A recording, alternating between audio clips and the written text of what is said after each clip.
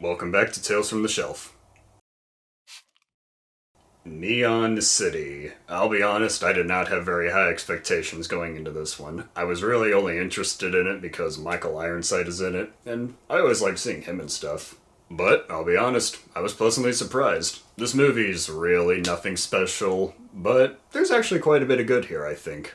The film is essentially a remake of the movie Stagecoach, in the sense that it's about a group of people traveling across a dangerous land to reach a more promising destination. Only here, mix it in with a bit of Mad Max, if Mad Max were set in Canada, though the movie was actually filmed in Utah. It also kind of reminds me of The Road, with the apocalyptic setting being a bit more northern than usual, I guess, as well as Fallout, since there are mutants in this movie that very much resemble the ghouls from those games, though this movie predates both of those.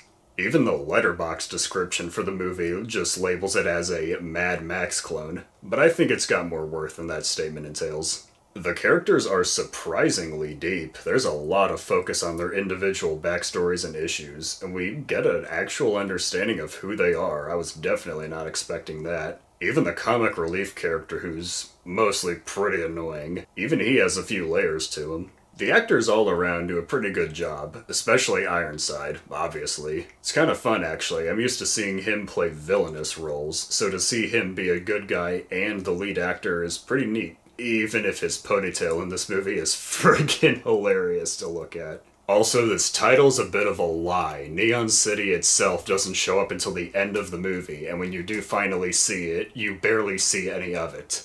Yeah, that's kind of all I have to say, really. Not a game-changing or mind-blowing movie, but a competent, solidly made little sci-fi action movie. I think this is one of those movies where a remake would actually be a useful thing.